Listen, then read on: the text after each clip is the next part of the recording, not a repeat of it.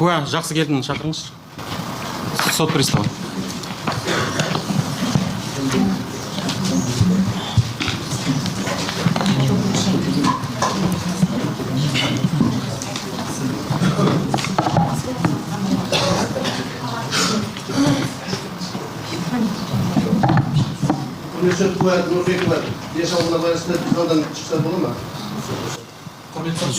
Тұра тұрыңыз.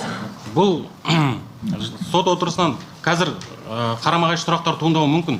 Жақсы келдіден жауап алған кезде. Сондықтан қатысу қажет деп ойлаймын. Өзіңізді сотқа таныстырыңызшы. Мен Жақсыкелдіден Айдарқызы. Кішкене жақынырақ тұрыңызшы микрофон. Жақсыкелдіден Айдарқызы. Туған күніңіз? 09-10-99. Туған жеріңіз? Талғар қаласы. Ұлтыңыз? Қазақ. Азаматтығыңыз? Қазақ. Біліміңіз? Орта. Жұмыс орныңыз, қызметіңіз? Әзірге жұмыссыз. Жанұя жағдайыңыз? Ажырасқам. Қайда тұрасыз? Талғар, Кендала. Толық мекен жайын айтсаңыз. Талғар қаласы, Кендала ауылы, Береке 17. Сіз іс бойынша куә ретінде шақырылып отырсыз. Сіздің куә ретіндегі құқықтарыңыз қылмыстық жазаланатын іс-әрекет немесе әкімшілік құқық бұзушылық жасаған үшін өзінің жұбайын немесе жақын туыстарын қудалауға әкеп соғатын айғақтар беруден бас тартуға, өзінің ана тілінде немесе өз білетін тілде айғақтар беруге, аудармашының тегін көмегін пайдалануға, өзінен жауап алуға қатысатын аудармашыға қарсылық білдіруді мәлімдеуге, соттың әрекеттеріне, әрекетсіздігіне шағым келтіруге, өзінің құқықтары мен заңды мүдделеріне қатысты, оның ішінде қауіпсіздік шараларын қолдану туралы өтініш хаттар мәлімдеуге, өз адвокатыңыздың қатысуымен айғақ беруге құқылысыз. Міндеттеріңіз: соттың шақыруы бойынша келуге, іс бойынша болғанның бәрін шынайы түрде хабарлауға және қойылған сұрақтарға жауап беруге, іс бойынша өзіне белгілі мән-жайлар туралы мәліметтерді жария етпеуге, сот отырысы уақытында тәртіпті сақтауға міндеттісіз. Сонымен қатар, егер жалған жауап беретін болсаңыз, немесе жауап беруден бас тартатын болсаңыз, қылмыстық жауапкершілік туралы ескертемін. Түсінікті ме сізге? Иә, түсінікті. Алдыңызда куәнің анты тұр, антты оқып қабылдаңыз. Мен Жақсыкелдіден Айдарқызы, сотқа іс бойынша өзіме белгілі болған барлық мән-жайды тек қана шындықты, барлық шындықты айтуға және шындықтан басқа еш нәрсе айтпауға ант етемін. Қолхатқа қол қойып беріңізші, хатшы барып қолхат алыңыз.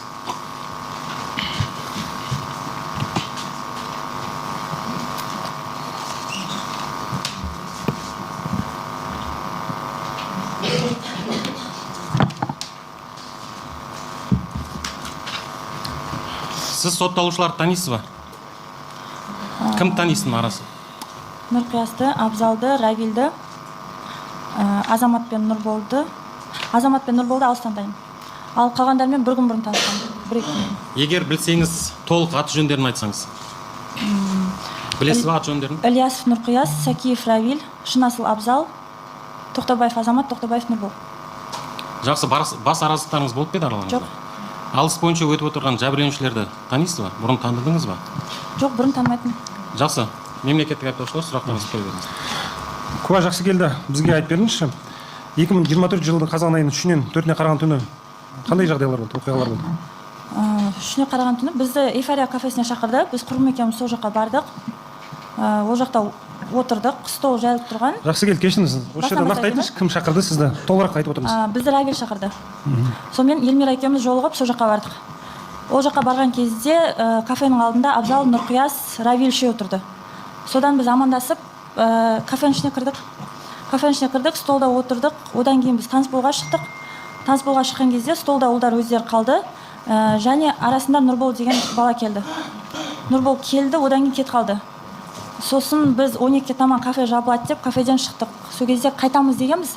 Сосын я қыздар, сендерді апарып тастайық деп Нұрқияс па сол айтқан болатын. Сонымен Мерс Кабан машинасына отырдық. Нұрқияс, мен, Равил, Эльмира. Водитель болып Шыңғыс отырды. Алдында Азамат отырды. Сонымен үйге қайтамыз дегенде, я қайтамыз деді. Сонымен бірақ жолда магазинге кіре салайық деді. Бізде де как раз темекі бітіп қалған болатын. Сонымен сол Қамажай магазиніне бардық. Сол жаққа тоқтадық. Ол жерде магазиннің алдында талпауылдар тұрған. Нұрқиястар қазір сөйлесіп қайтайық деп машинадан түсті. Машинадан түскеннен кейін біз где-то 1-2 минут арасынан кейін магазинге темекі алуға кірген болатынбыз. Сол кезде бірінші Эльмира кірді, одан кейін мен кірдім артынан. Темекі сұрадық, бірақ бізге сатпаймыз деді. Сонымен мен бірінші шығып кеттім, артынан Эльмира шықты. Біз шықтық. Шыққан кезде уже ерегес басталып кетті. Содан мен машинаның артына кеттім. Артына кеттім де Равил қасымда тұрды ғой деймін.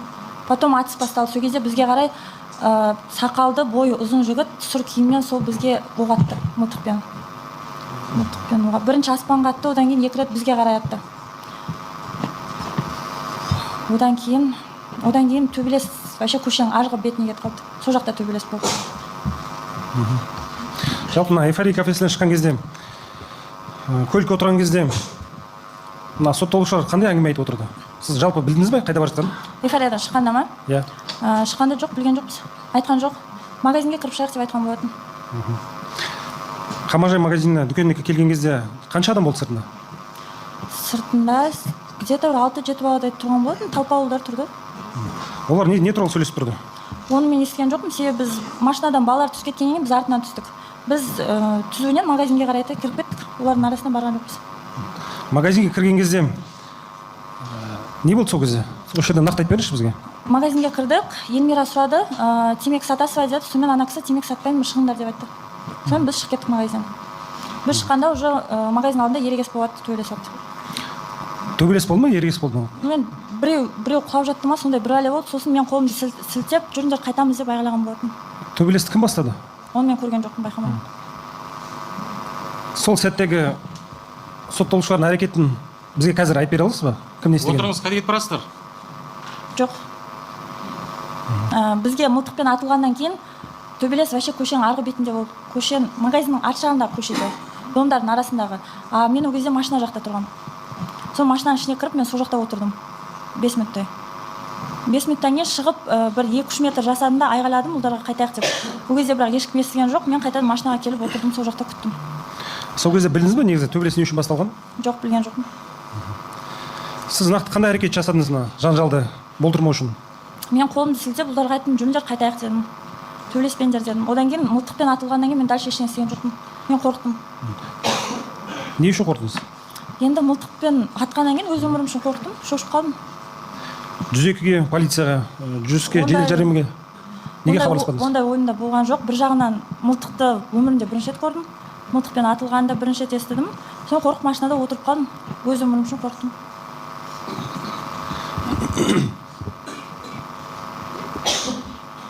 Әзірше жоқ? Сізде бар? Менде бар.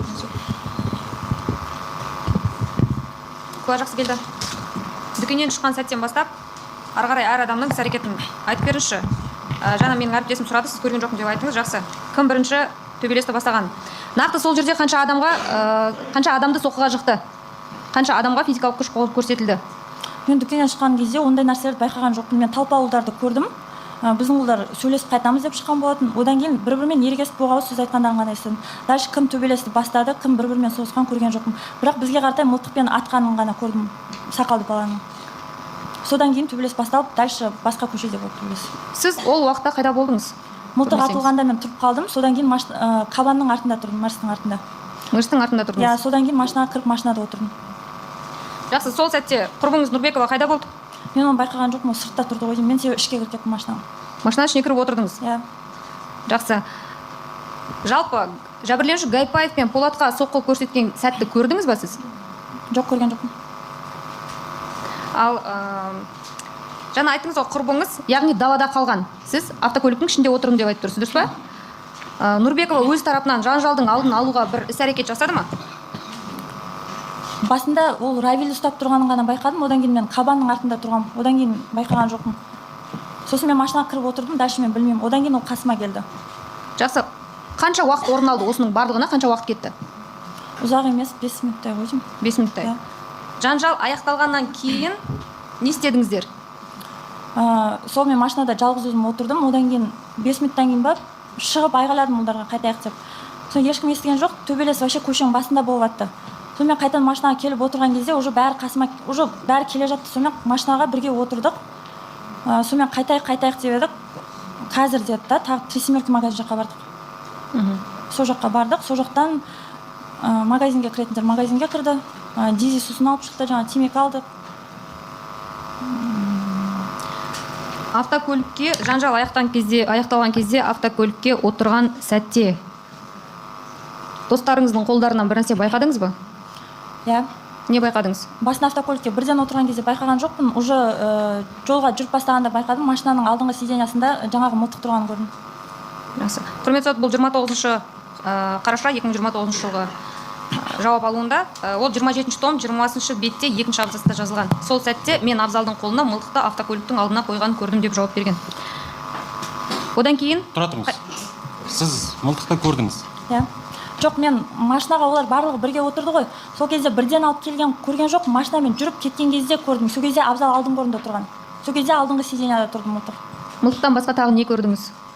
Ол кезде ештеңе көрмедім, сол моментте. Басқа кезде не көрдіңіз? Одан кейін біз Тресимерки магазиніне бардық. Сол кезде магазинге Шыңғыс, Нұрқияс, Елмира үшеуі кірді. Елмира дизи сусын алып шыққан болатын. Ол дизиді ішті ма ішпеді ма нақты білмеймін, бірақ ол капотқа қойды.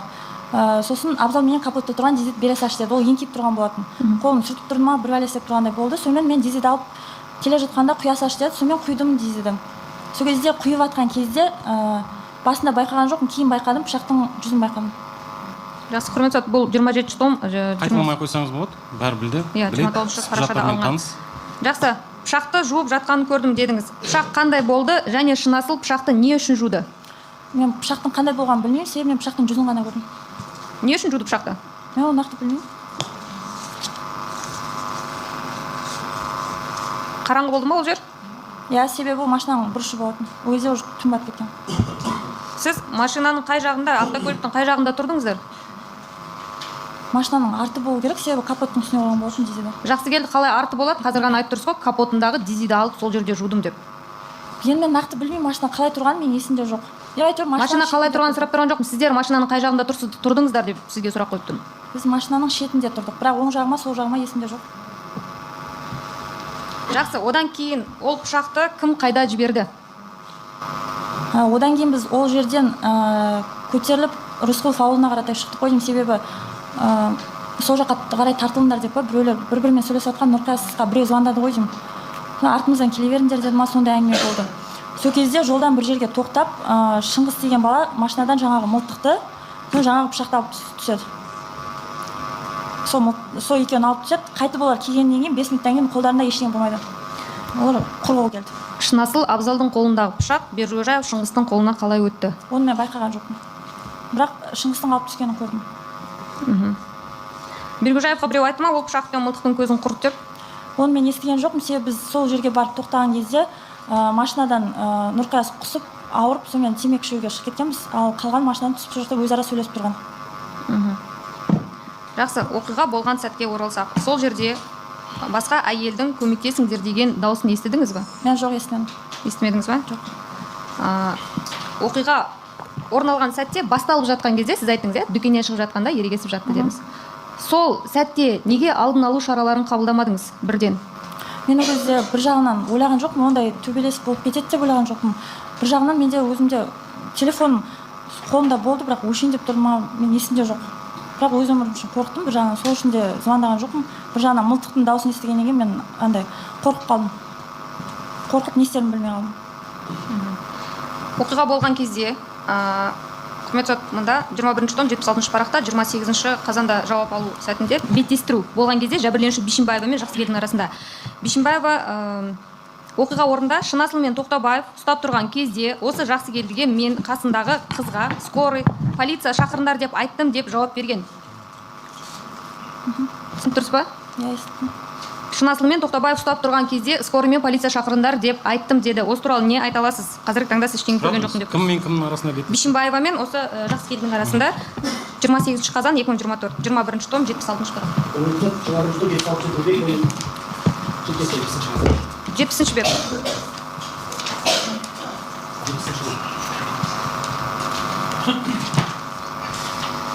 Жауап бере аласыз ба? Мен ол кезде ол кісіні ұстап тұрғанын көрген жоқпын, и маған өйтіп айғайлағанын естіген жоқпын. Мен ол сәт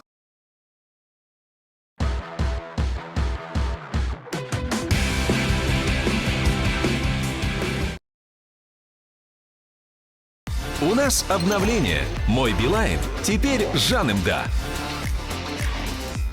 вообще ондай сәт болған жоқ. Мен көрген жоқпын. Жалпы қай кезде автокөлікке барып отырдыңыз сонда сіз? Ештеңе көрмесеңіз, ештеңе естімесеңіз? Сол мылтықпен атылған сәттен кейін, бір 2 минуттан кейін мен сол кабан машинасына отырдым. содан кейін где то 5 минуттан кейін шығып ұлдарға айғайладым, одан қайтып машинаға отырдым. Жақсы. Ол оқиға болған сәттен кеткеннен кейін жаңа айттыңыз, иә, машинаның қасында пышақты жуған, яғни дизель құйып бердім деп тұрсыз Шынасылдың қолына пышақ жуу үшін. Неге сол сәтте болмасын, неге сіз шара қабылдамадыңыз?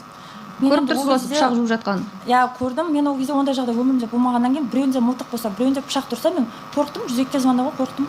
Пышағы бар, мылтығы бар адамдармен жүруге қорықпадыңыз ба? Енді мен артық движение істесем, маған біреу әлі істеп тастамай деген қауіп болды. Не үшін ондай қауіп болды? Сотталушылар сізбен жүрген кезде сізге қысым көрсетті ма? Ондай қауіп төндіретіндей қауіп төндірді ма жалпы ондай? Жоқ, ондай қысым көрсеткен жоқ, бірақ мен оларды көптен танымаймын ғой. Мен онымен сол кезде араласқаныма өзі бір где-то бір көпте болған жоқ негізінде. Өте көп араласқан жоқпыз. Men оларды жақсы таныған жоқпын ешқайсысын. Көп араласпасыз, бірақ сол кезден кафеге шақырған соң барғанбыз, иә. Жақсы, әзірше сұрақ жоқ. Айтты отыра бар ма сұрақтарыңыз? Қоя беріңіз болады. Айтыңызшы, Дана, сіз Эльмирамен қанша уақытта танысыз? Ау? Эльмирамен қанша уақытта танысыз? Эльмирамен сол уақытқа дейін где-то 3 ай. 3 айда, иә? Жақсы, сіз ана автокөлік оқиға орын алғаннан кейін Мерседеске отырдыңыздар, иә? Қасыңызда Эльмира болды, ішінде қандай әңгімелер болды? Пышақ жайлы әңгіме болды ма? Жоқ, пышақ жайлы әңгімені естіген жоқпын, мән берген жоқпын ондай әңгіме болса да.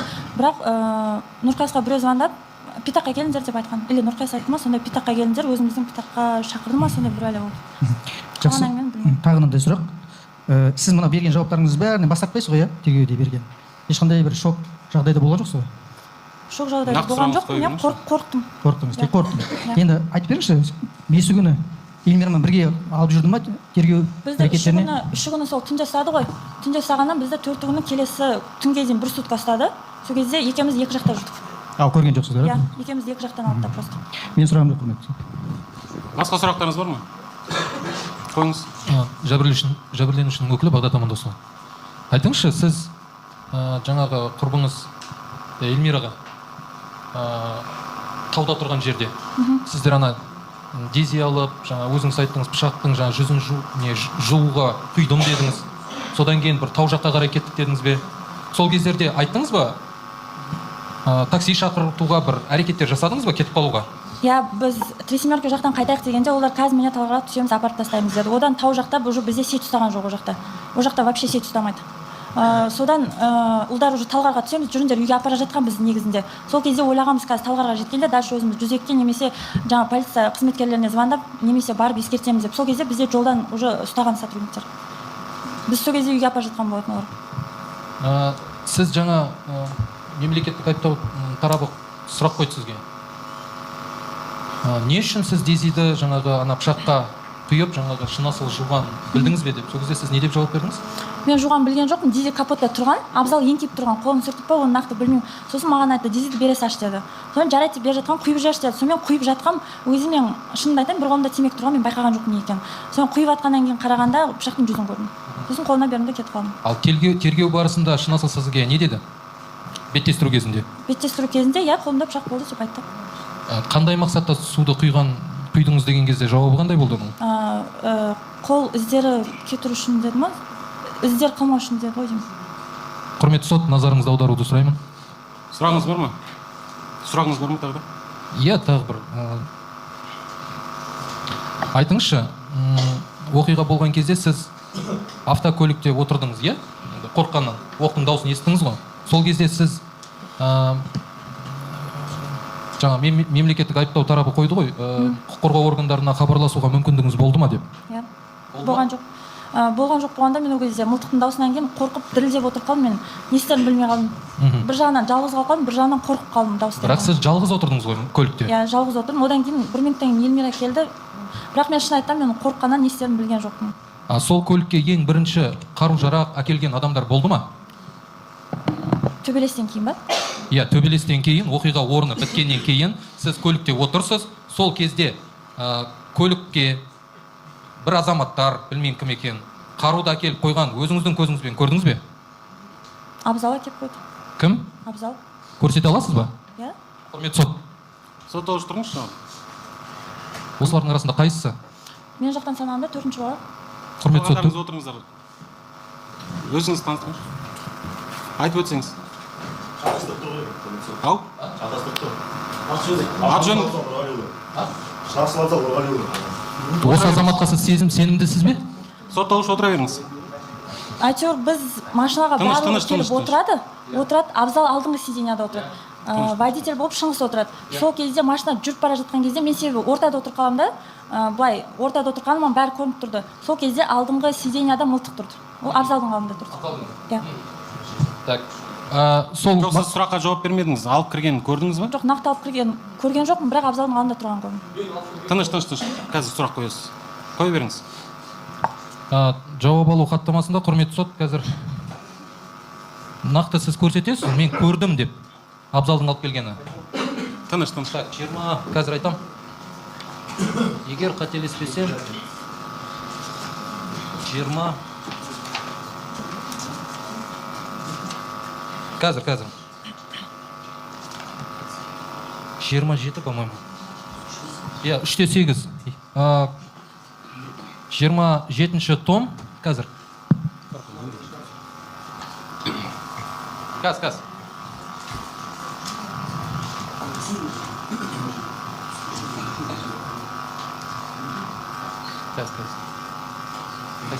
Қазір кейінірек тауып алармын мен. Так, тағы бір сұрақ қойсам, құрметті сот. Машинаның ішінде барлығы сау болды ма? Оқиға орнынан кеткенде, оқиға орнына барған кезде сол машинаның ішінде, Mercedes-Benz-тің ішінде отырғандардың барлығы сау болды ма? Оны нақты білмеймін, мен олар үшін отырмын. Ал оқиға орны біткеннен кейін машинаға отырдыңыздар ғой Mercedes-Benz-ке? Сол кезде барлығы сау болды ма? Білмеймін нақты. Есіңізде емес. Құрметті сот, жаңағы мен қойып отқан сұрағым, ол. Так, 27-ші том, 20-ші бетте жариялауды сұрайын. Қандай? Бұл жерде былай жауап береді. Сол сәтте мен Абзалдың мылтықты көліктің алдыңғы орнына қойғанын көрдім дейді. 20-ші бет? Иә, 20-ші бет. 27-ші том. Екінші абзац. Есіңізге түсті ме? Иә, мүмкін көрген шығармын, просто уже. Осы жауапты қолдайсыз ба? Қолдаймын. Қолдайсыз. Менде сұрақ жоқ, құрметті сот. Бар болса қоя беріңіздер. Айтыңызшы, сіз Шынасыл Абзалдың пышақ жуғанын көрген кезде қастарыңызда біреу болды ма? Қастарымызда? Сіз компания Иә, ме екен? себебі ұлдар тұрған, темекі шегіп тұрған. Кім екенін айта аласыз ба? Нақты кім екенін білмеймін. Бірақ жан-жағымызда ұлдар тұрды, темекі шегіп. Бар ма сұрақтарыңыз? Да, құрметті сот, жәбірленушілердің өкілі Мұстапаев. Мынандай сұрақ сізге.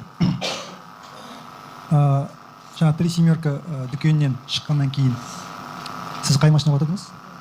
Қабанға отырдыңыз ба? Жаныңызда кімдер болды? Елмира, Равиль, Нұрқияс. Енді осы аталған тұлғалар оқиға болған жерден шықтыңыздар, жаңа дүкенге кірдіңіздер. Осы аралықта қандай да бір заңсыз әрекет жасағандарын сезінді ма, әңгіме болды ма сол туралы? Өзара әңгімелерін айтасыз ба? Заңсыз әрекет жасаған туралы жоқ, оны мен соны естіген сезініп жоқпын. бір әңгіме, қандай да бір әңгіме болды ма? Жоқ, оны мен нақты естіген жоқпын. Себебі тоқтаған кезде олар өздері жеке сөйлесіп отқан. Құрметті сот, жаңағы жауабын жарияласам бола ма? Нақты сол жайында әңгіме болды ма? Бетін айтсаңыз. 7-ші том, 5-ші бет.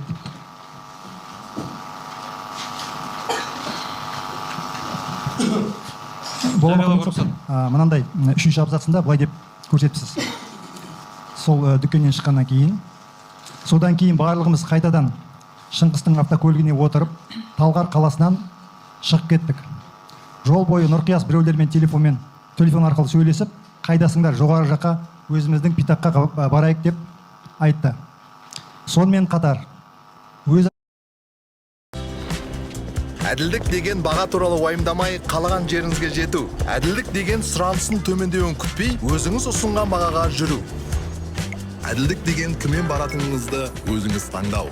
Индрайв, әділ балама. қалжыңдасып, ауылға путевка алып кетеміз ба енді деп айтып отырды. Ауылға путевка алып кетеміз ба деген нәрсені түсіндіріп айтып бересіз ба? Жоқ, оны мен түсінген жоқпын. Мен естігенімді ғана айттым. Жоқ, ең бірінші сұрақ, ондай сөздер болды ма? Иә, оны мен жаңа айттым ғой басында, Питаққа шақырды. Жоқ, ауылға путевка деген. Иә, болды.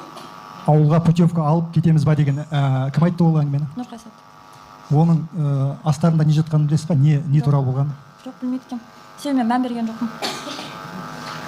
Әзірге болды, құрметті сот. Айыптау тарап бар ма сұрақтарыңыз тағы? Да, я Қойыңыз. Құрметті сот, представитель потерпевших от Акадысаева. Скажите, пожалуйста, свидетель, вот вы сказали о том, что пояснили только что суду о том, что вы видели нож, правильно, да? В руках у Абзала. И вы поливали дизель, он смывал. Что именно он смывал? Я не Вы видела. кровь видели? Вы кровь видели? Скажите, на ноже вы Жақсы. видели пятна какие-то, Басқаша. бурые пятна, кровь? На лезвие ножа вы видели? Мен ол Сіз дезек қойдым дедіңіз, бір нәрсені жуды дедіңіз. Ол жерде не көрдіңіз? Я мен ол Пышақтың соқа жүзіне жауап қан ба, бердім. қандай бір Дизельді нәрсе құрған көрдіңіз? кезде пышақтың жүзін ғана көрдім мен. Я видела Жылтырап только- тұрған жүзін ғана. А кровь вы не видели на ноже, да? Қан Никаких көрдім. пятен не видели? Көрген жоқпын. Дақ та көрдім. Скажите, пожалуйста, данных подсудимых ребят, вот Равиль, да, Абзал, потом Нуркияс, Азамат, вы давно с ними общаетесь? Какой период Сотталушылармен бұрыннан времени? бері. Жауап берсін, жауап берсін. А? Тыныш. Байырдан таныс емеспін. Сколько Не, месяцев вы знакомы с ними? Қай уақыттан Негізі бері? араласқанымыз бір апта ғана, бірақ танитынымыз сол бір ай көлемі. Біз интернет желісінде танысқанбыз. Теперь, спасибо. Следующий вопрос. Скажите, пожалуйста, вот Нурумова, вы уже сидели в автомашине, Нурумова подошла через какое-то определенное время. Нурумова Эльмира. Нурбекова. Простите. Нурбекова, да, простите, пожалуйста. Нурбекова Эльмира к вам подошла, села в автомашину. Когда она села в автомашину, у вас был разговор? Она рассказывала про этот инцидент, про это происшествие, что ребята подрались, там что-то произошло. Говорила вам? Делилась она с вами с данным происшествием? То, что было у Сұрағыңызды қойып магазина? болдыңыз ба? Да. Аудармашы. Сіз көлікке отырдыңыз, содан кейін біраз минуттан кейін Эльмира келіп отырды. Сол Эльмира келіп отырған кезде Эльмираның тарапынан сол төбелес жайлы, қақтығыс туралы айтқан қандай да бір әңгіме болды ма? Ол бірінші келіп отырған ма, немесе екінші келіп отырған? Первый раз, когда села, или во второй раз? Когда ее не было какой-то период времени, там, вы же сходили в магазин, потом вы вернулись, вы сели в машину, правильно? Насколько? По вашим показаниям. Вот второй раз, когда она уже пришла. Екінші рет келген кезде. Жоқ, себебі ол екінші рет ол келген кезде уже ол барлығымен бірге, ол біреу оны сүйреп алып келе жатты, ал біз уже машинада отырғанбыз бәріміз. Сол кезде ол отырды. Хорошо. Ага, хорошо. Ну вот она села же в машину, она ничего, она находилась в каком состоянии? Вот в каком эмоциональном состоянии? Көлікке отырған кезде ол қандай күйде болды, эмоциялық қандай? Мен онымен сөйлесе алған жоқпын, потому что ол машинаның есік жағында отырды, ал одан кейін Равиль отырды, а мен ортада отырдым. Мен Нұрқиястың жанында отырдым. Сөйлескен жоқпыз. Біз жеке қалғанда оны сөйлестік. Ол кезде үйто қайту керек еді, такси шақырайық, бір бәле қылайық деген әңгіме. А по поводу вот этого инцидента, происшествия, она вам не делилась, ничего не рассказывала? Ал қақтығыс туралы, болған жайт туралы еш нәрсе айтпады ма, бөліспеді ма? Именно не көрген айтқан жоқ, бірақ қорқып тұрмыз, не істейміз, тезірек қайтайық, бір бәле қылайық деген әңгімелер айтып, жүзекке звондаймыз да, қалай звондаймыз. Қайту керек еді деген. Вот когда она вам сказала, вот сейчас вот вы ответили на мой вопрос о том, что вызвать нам 102 или не вызывать 102. Нет, вызвать, не вызвать емес, жүзекке қалай звондаймыз деген әңгіме болды. Аударып беріңізші. Как позвонить на 102? Был такой разговор. Менің телефоным өшіп қалған болатын. Так как у меня телефон был выключен? Скажите, пожалуйста, а все это время у Эльмиры Нурбековой телефон где находился, вы знаете? Сол уақытта Эльмираның телефоны қайда болды? Жоқ, оны нақты білмеймін, себебі мен өз телефонымды машинаның алдыңғы орындығының артқы карманынан тауып алдым. Сол жерге қойған болатын, оны кейіннен есіме түсірдім. Хорошо, у меня нет вопросов, уважаемый суд. Қорғау тарабы.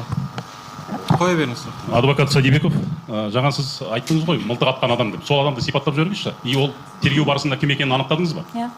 Мылтықпен бізге қарата атқан ол Нұрғанат Ғайыпбаев деген кісі болатын, марқұм. Ол бойы ұзын, сақалды кісі болған, бойы ұзын, сері кофтамен жүрген. Басқа сұрақ жоқ, рахмет. Тағы сұрақтарыңыз бар ма? Қойыңыз. Қоя беріңіз. Жақсы келді. Нақты фамилиясы мен атын айтып аттığına дұрыс емес түсініп қалуы мүмкін. Оның фамилия аты жөні сізден қайдан таныс болды? Өйткені бағана прокурор сұрақ қойды. Қоя беріңіз. Прокурор сұрақ қойды. Түсіндірудің қажеті жоқ. Соны қайдан білесіз сізге? Қайдан мәлім болды? Қай жерде кездестіңіз? Біз бірінші РУВД-ға түскен кезде бізді суреттерінен көрсетіп айтты. Мылтықты кім атқан кезде суретпен көрсетті. Одан кейін беттестірген кезде білдім ат жөнін. Сұрағым жоқ. Қорғау тараптағы сұрақтарыңыз бар ма? Қорғаушы Абенов. Сіз кім келдіңіздер оқиға болған жерге? Бірге отырған кафеде отырған жеріңізден? Эйфориядан ба? Иә, Эйфориядан. Кім келдіңіздер? Эйфориядан Шыңғыс, Азамат, Равиль, Эльмира, мен Нұрқияс. Азамат сіздермен келді ме? Азамат, иә. Сіздермен келді. Иә. Абзал? Или Азамат. Иә, Абзал, жоқ, Абзал басқа машинамен келді. Сіздерден кейін келді? Иә. Так, сіз Абзал қайдан естіп келді екен? Барлығыңыз бірге отырып естідіңіздер ме, или ол кісіні біреу шақырды ма? оны нақты білмеймін. Есіңізде жоқ, содан кейін сізге мынандай сұрақ қойған тергеуші. Кім? Пышақ. Айтыңыз, сол оқиға болған күні, кешіріңіз, 6-шы том 146-шы бетте. Айтыңызшы, сол оқиға болған күні оқиға орнын қайтыс болған жәбірленушіге кім пышақ салды деген. Сіз жауабыңыз есіңізде ме? Мен көрген жоқпын дедім. Оқи берейін, сіздің жауабыңыз былай. Мен оны білмеймін, көрген жоқпын. Ол емес, ответ мына жерде қызық жері. Ол кезде мен автокөлікте отырған едім. Сіз қайдан білесіз ол кезде пышақ салынғанын? Көрмесеңіз. Енді төбелес қай жерде болады деп мен сұрады ғой. Сол кезде мен айтқам төбелес басқа көшенің басында болады дедім. Содан кейін РУД-ға жеткізілгенде бізге айтты, что жаңағы бала қайтыс болып кеткенін айтты. Ал енді мына жаңа сұрақ қойып кетті жәбірленуші жағынан. Әйел адамдарды қолынан ұстап тұрған кезде қандай оқиға болды? Қандай төбелес жүрді сол кезде? Барлығы сол почти одномоментно болды ғой бір жерде. Сонда не көрдіңіз сіз сол жерде? Қалай ұрылды, қалай тепкіленді? Оның ешкімін көрген жоқсыз ба сонда? Сіздің жауабыңызда все гладко. Әйел адамдарды көрген жоқпын, олай ұстап тұрғандарын да көрген жоқпын. Мен магазиннің алды жағында тұрмын. Телефон соғыңдаршы, скорыйға хабар беріңдер дегенді кім айтты?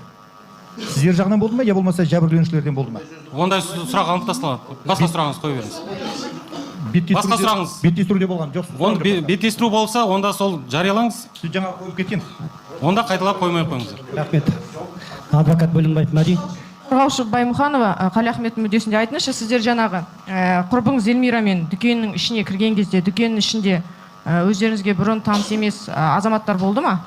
Біз магазинге кірген кезде, танымайтын балалар тұрды. Не істеп тұрды балалар?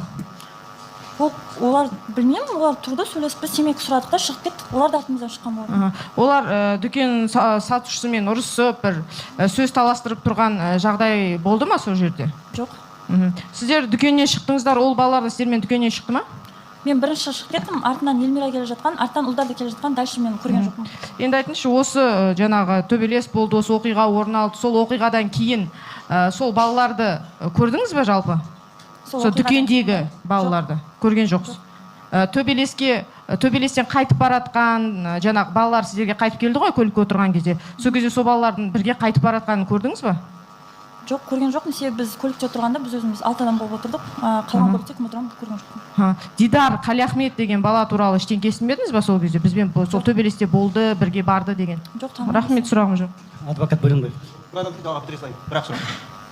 Адвокат Нұрқасымбаев, Қали Ахмет Дидарының мүддесінде. Сіз жаңа айттыңыз, Мерс көлігімен басқалармен бірге тау жаққа бардық деп. Сол тау жаққа барған кезде жаңағы магазинде көрген азамат барды ма сол жаққа? Сол адамдармен ілесіп?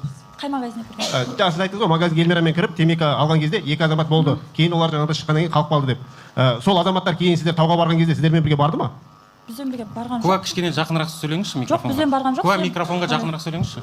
Бізбен барған жоқ, себебі біз Мерс машинасында өзіміз 6 адам болып бардық, ал түскен кезде ұлдар жеке сөйлесуге кетіп қалды. Ол жақта қандай ұлдар болғанын мен білмеймін. Басқа сұрақ жоқ. Адвокат Бөлінбаев. Қараңызшы, сіз кейіннен Гайыпбаев Нұрғанов ретінде таныған сақалды ұзын жігіт. Бізге қарап мылтық атты деді. Сол мылтықты қайдан алып келіп көрдіңіз бе? Оны нақты қай жерден алған көрген жоқпын, бірақ магазиннің получается магазиннің бұрышында ағаштар бар, сол жақтан әйтеуір қараңғы жақтан келе жатқан болатын. Ол мылтықты атар алдында қандай да бір сөз айтты ма? Мына жанжалды доғарыңдар, әйтпесе мылтық қолданамын деген сияқты. Жоқ, оны нақты мән бермеппін, атқанын ғана естідім. Естіңіз дейді, атқанын көрдіңіз бе? Атқанын көрдім, естідім. Неше рет атты? Бір рет жоғарыға қарай атты, содан екінші, үшінші рет уже бізге қарай ата бастады, адамдарға қарай. Біздің старанамызға қарай. Сұрақ тұрыңыз. Қорғау тарабы бар ма сұрақтарыңызда? Сұрақтар қойып сот. Қоя беріңіз. Куә Жақсыгелдіден Айдар қызы айтыңызшы, сіз жаңа Абзал басқа автокөлікпен келді дедіңіз, иә? Сол кезде төбелес.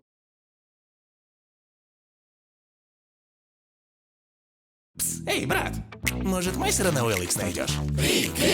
Да расслабьтесь, я вон уже 2 месяца вешу. А до чего он стиралку довел, а? Короче, мы в отрыв.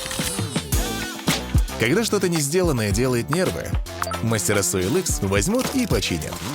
OLX услуги. Находи свое. Басталып кетіп еді, әлде Абзал келгеннен кейін басталды ма төбелес? Нақты айтып бере аласыз ба осын? Біз магазинге кіріп шығамыз. Кіріп шыққан кезде уже ерегесіп атады, боғауыз сөздер кетіп атады. Сол кезде келді ғой деймін Абзал. Нақты есімде жоқ, бірақ сол кезде келген сияқты. Яғни сіз нақты ол кезде көрген жоқсыз, иә? Абзалдың сол кезде келген кезде төбелестің сол кезде басталған. себебі біздің мэрс кабаннан ол кезде абзал жоқ болды ғой. Кабаннан сол Равиль, Нұрқияс, Шыңғыс, Азамат түсті. Біз магазинге кіріп кетсеміз, 1-2 минут аралығында, сол 3 минут аралығында өзім абзал келеді. Немен келді ол? Ол басқа машинамен келді. Қандай машина? Ақ машинадан түсті. Маркасын білесіз бе? Жоқ, білмеймін. Сізге тағы сұрақ. Сіз жаңа айттыңыз ғой, естігенім бойынша сақалды жігіттен тартып алғанын білдім деп абзалдың мылтықты. Сіз соны білгенде нақты өзіңіз көзіңізбен көрдіңіз ба тартып алғанын, әлде сіз сол кезде сізге біреу айтты ма? Өстіп тартып алды деп естідіңіз бе әлде? Жоқ, мен оны естуім бойынша деп айттым. Яғни сіз естідіңіз, өзіңіз нақты көзіңізбен оны тартып алғанын көрген жоқсыз. Ол соңғы нелер сұрақтары да бар ғой деймін, естуім бойынша деп жазған. Кімнен естідіңіз? Есімде жоқ. Кім айтты оны? Есімде жоқ. Қай кезде айтты? Есімде жоқ. Жақсы, есіңізде жоқ болса, сізге тағы да бір сұрақ болады. Сіз жаңа абзалдың қолына, яғни қолын жуғысы келді, сол кезде мен қолымда темекі болды, көрмей қалдым, бірақ пышақ екен жүзін көрдім деп айтқасыз. Сол пышақты сипаттап бере аласыз ба? Қандай, түсі қандай, түрі қандай, көлемі қандай, сабы қандай деген сияқты. Жауап беріңіз. Пышақтың жүзін ғана көрдім деп айттым. Сол жүзі қандай? Жүзі шұқыр, жылтыр. Ені, шамамен қаншама? Кішірек болу керек. Шамамен қанша сантиметр болады? Оны нақты білмейді екен. Ұзындығы жүзің? Мына жалпақтың көлемін. Осындай жүзін ғана көрдім мен. Жуып атқан кезде. Қандай айрықша белгілері бар ма тағы да? Жоқ, байқамадым. Мысалы, пышақ неше түрліге бөлінеді ғой? Бәкі пышақ, жабылмалы пышақ, ас пышақ деген сияқты. Соны сіз айтып бере аласыз ба қандай пышақ екенін? Яғни сіз нақты жүзін көрдім деп тұрсыз. Жоқ, бәкі болған жоқ. Себебі бәкінің мынандай қалыңдау болады ғой, жұқа болды, кішкентай пышақ сияқты болды. Мен құйдым да, сонымен кетіп қалдым, дальше көрген жоқпын, жүзін ғана көрдім сол. Енің ұзындығын яғни айта алмайсыз. Нақты айта алмаймын. Басқа сұрақ жоқ. Қорғау тарапы тағы сұрақтарыңыз бар ма? Адвокат Бөленбаев қазір. Енді сіз мында Сакиев Равильді танимын дедіңіз, иә? Сол бір күн бұрын танысқам. Иә, осы оқиға барысында осы Сакиев Равильдің бір заңға қайшы қандай да бір әрекетін көрдіңіз бе? Жоқ, байқамадым, көрмедім. Жақсы. Қойыңыз, микрофон беріңіздерші. Ильяс Нұрқағатың әкесімін. Нана ханым, сіз жаңа айтып жатсыз, балалар келіп отырды деп мәшінеге. Сонда қанша балалардың қолында пышақ көрдіңіз мәшінеге отырғанда? Машинаға отырғанда? Қанша балалардың қолында пышақ болды мәшінеге отырғанда? Машинаға отырғанда, нақты машинада ешкім пышақ ұстап отырған көрген жоқпын. Сол түскен кезде сол абзалдың қолынан көрдім.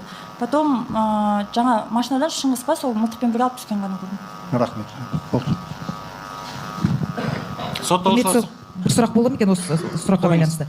Сіз жаңа нақты көрген жоқпын дедіңіз, иә? Абзалдың қолынан қай кезде көрдіңіз сонда сіз пышақты? Сол келген кезде ма? Жаңа төбелеске басталған кезде көрдіңіз ба? Әлде машинеге уже қайтып бара жатқан кезде көрдіңіз ба? Сол 3-7 алдында көрдім. Қалай дейсіз? 3-7 алдында қайтып бара жатқан. Уже қайтып, уже келесі магазинге барып тоқтаған кезде көрдіңіз, иә? Ал алдын ала көрген жоқсыз? Сотталушылар кім бар? Кімде бар сұрақ? Балтабаев Азамат Маратбекұлы. Қоя беріңіз. 2024-тің 3-нен 4-не күні қараған түні сол енді тау деп тұр ғой, ол негізі тау емес, біздің Традосов ауылдың жоғары шеті. Сол жерге барғанда біз түсіп сөйлесіп кеткенде мен айналып кетіп Мерседес сендер Елмира екеуін отқанда, мен сол кезде сендерге телефон көрсеткен болатын, осы телефон түсіп қалды сендердікі емес па деп, сол есіңе түссе нақтылап айтып бере аласың ба? Ондай жағдай болды ма? Нақты Азамат па білмеймін, бірақ келіп біреу сұраған, мынау сендердің телефондарың емес па деп. Мен ол кезде өз телефонымды таппай отырған болатын. Содан кейін тұра тұрыңыз. Жалғастыра беріңіз. Ары қарай не болды содан кейін? Сіздікі болып шықты ма ол телефон? Жоқ, менікі емес. Кімдікі екен? Мен білмеймін, менікі емес деп айттым да, біз машинаға отыра бердік. Нұрбекова не деп жауап берді оған? Оны нақты естімедім. Жақсы, келесі сұрағыңызды қоя беріңіз. Сол жерде кішкене түсінбеушілік болып жатыр, құрметті сот. Жоқ, айтудың қажеті жоқ. Сіздер өз жауаптарыңызды айтасыздар оны. Қазір сұрақ болса сұрақ қойыңыз. Басқа сұрағым жоқ. Жақсы, тұра тұрыңыз. Сотталушылар тағы кім бар? Қойыңыз. Ана сұрақ қойып еді. Ана оқиға болған жерде менен бір жеткен кезде WhatsApp желісінде маған жазған дейсіздер? Мен саған жазған есімде жоқ. Қай жерде төбелес қосылып кетті, тезірек келесің бе? Жоқ, мен жазбадым. Басқа сұрағыңыз бар ма? Сотталушылар тағы сұрақтарыңыз бар ма? Қоя беріңіз, қорғаушы. Қорғаушы Бабажанова, Тоқтабаев Азаматтың қорғаушысымын. Мына сұрақты нақтылап кетейінші. Мына Азамат телефон кімнің телефоны деген кезде телефон қолында ұстап тұрды ма Азамат? Білмеймін, мен қараңғы болды, мен ол кезде мэрстің ішінде отырдық біз. Содан келіп, мынау сендердің телефондарың емес па деген ғана естідім. Жоқ, біздікі емес дедім да, мен мән бермедім. Сол кезде автокөліктің ішінде кім естіді тағы оны сұрағанын? Оны білмеймін. жаныңызда машинаның ішінде ешкім естімеді ма басқа? Мен отырдым, Эльмира отырды. Эльмира естіді ма, бірақ мен білмеймін. Ол үшін жауап бере алмаймын. Әзірше сұрағым жоқ. Қойыңыз. Жаңа сізге ұсынған телефон сипаттап айтып бере аласыз ба? Жоқ, айтып бере алмаймын. Сіз көрмесеңіз оның қалай сіздікі емес екенін айттыңыз, өйткені сіз телефон іздеп отырдым дедіңіз. Себебі телефон іздеп отырғанмын, сол кезде тапқан болатынмын. Машинаның алдыңғы сиденьясының артындағы карманда болған. Тапқаннан кейін барып сізге айтты ма? Иә, ол кезде тауып алған болатын. Айтып отыр абы. Сіздерде кімден сұрақ бар? Сіз айтыңызшы, сізден бірінші кезде 4 қазанда жауап алды, содан кейін қай кезде үйге жіберді? 4 қазан деген сол 3 күні түннен келесі күні. 4-ті, иә, күнде ғой. 3 күні түнде бізді алып кеткеннен кейін 4 күні түнгі 11-де жіберді. Содан кейін 5 күн қайтадан жауапқа шақырды, иә? Үйіңізге бардыңыз, демалдыңыз, қайтып келдіңіз ба? Үйге бардым, сонымен таңғы сағат 8-де келдім. Содан кейін осы оқиға жауап алғаннан кейін Эльмирамен қай кезде сіз байланыстыңыз? Осы ұсталғаннан кейін ба? Иә. Сол қайтқаннан кейін. 5 күнде жауап алғаннан кейін кездесіп сөйлестіңіздер, иә? Иә. Эльмираның жағдайы қандай болды сол кезде? Эльмира жылап отырды, Ау? жылап отырды. Жылап тұрды. Бірақ шағымданды ма? Тергеушілер қысым жасады, басқа дегенді айтты ма? Жоқ. Айтқан жоқ па? Жоқ. Мен сұрағым жоқ. Құрметті сот, бола ма? Жәбірленушінің өкілі Бағдат Амандосұлы. Айтыңызшы, Дана, иә? Иә. Оқиға болған кезде сізде сол жерден қашып кетуге мүмкіндігіңіз болды ма? Негізі мүмкіндігім болды, иә. Мойындаймын, бірақ Рахмет. қорыққаннан Тағы бір сұрақ. Сіз Абзалдың қолындағы пышақты жуып жатқан кезде дези құйдыңыз ғой. Сол кезде сіз түсіндіңіз бе? Бұл пышақтан біреу жарақат алғанын. Иә, іштей ойладым, төбелес болды ғой, ана жақта деп ойладым. Рахмет, менде сұрақ жоқ, құрметті сот, назар аударуыңызды сұраймын. Рахмет. Бар ма, қойыңыз. Дана айтыңызшы, мынау сізден жауап алынған кезде мына берілген жауапты барлықтарын өз еркіңізбен бердіңіз ба сіз? Бастапқы берген жауаптарыңызда? Иә. Сол кезде сізге қорғаушы ұсынды ма? Жоқ. Сіз қанша жауапты қорғаушысыз неттіңіз, бердіңіз? Мен 6-сына дейін ба қорғаушысыз болдым. 2 күн қойдым. 2 күн ба, 2 күн ба, 1 сутка ма, сонда. 1 сутка ма, 2 күн ба, нақты есімде жоқ. Осы мына 4-нен бастап 6-сына дейін қанша рет жауап алынды сізден? Нақты есімде жоқ, бірақ бізден устный допроста алынды и андай письменный допроста алынды. Бұндай сұрақтан қандай мақсатпен қойып отырсыз, қорғаушы? Қандай мақсатпен? Сіз бойынша қандай мәселені шешу үшін? Қорғануға құқығы куә барлық жауаптарды өз еркімен бердім деп айтып отыр. Енді қорғаушы ұсынуы ма қанша? Қандай мақсатта? Сіз айтыңызшы. Қанша тергеушілер оны неткен, құрметті сот? Енді сол кезде құқығы болды ғой. Іс бойынша қандай мән-жайлар анықтауға қажетті мән-жайлар болып табылады? Басқа сұрағыңыз бар ма? Полиция қызметкерлерінен қысым келтірілді ма сізге? Жоқ. Бұл сұрағым. Қойыңыз. Дана, айтыңызшы, сіз қасыңызда құрбыңызға ана ауылдың шетінде болдыңыз ғой, тау бөк па, білмеймін, Три семерки деген магазиннан кеткеннен кейін. Сол кезде құрбыңыз Данаға, Эльмираға туысқаныңа хабарласшы, бізді алып кетсін деп айттыңыз ба? Иә, айттым. Сіз оның туысқанын танисыз ба? Ағасы болатын, бізді жұмыстан кеш қалғанда алып кететін иногда. Үнемі ма? Жоқ, үнемі емес. Арасында қатты кеш қалған кезде алып кететін. Сіз оны көрсеңіз танисыз? Көрсем танимын. А неге сіз Эльмираға, иә? Айттыңыз, ағаңа хабарласшы, бізді осы жерден алып кетсін деп. Қандай ниетпен айттыңыз сіз оны? Себебі біз ана жерде балалар жиналып тұрғаннан кейін біз қайтамыз ба, қайта алмай қаламыз ба, содан қорықтық. Үйге жете аламыз ба, жете алмаймыз ба деп. Әлде қылмыс жасалғанын біліп түсініп тұрып қорқып тұрып айттыңыз ба? Сұрақты басқаша қойыңыз. Сіз бұл сұраққа өзіңізге қарсы жауап беруден бас тартуға болады бұндай сұрақтарға. Қоя беріңіз сұрағыңызды. Эльмира сол кезде өзінің туысқанына хабарласты ма? Жоқ, хабарласқан жоқ. Неге? Себебі қатты кеш болып кетті, ол ұйықтап.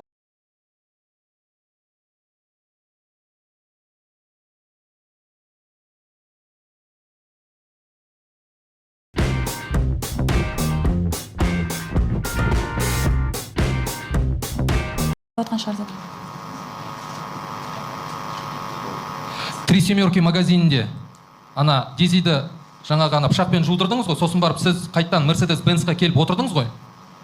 Сол кезде сізде кетіп қалуға мүмкіндік болды ма сол жерден? Ол сұраққа жоқ. Келесі сұрақтарыңыз бар ма? Менде сұрақ жоқ. Сіз айтыңызшы, куә.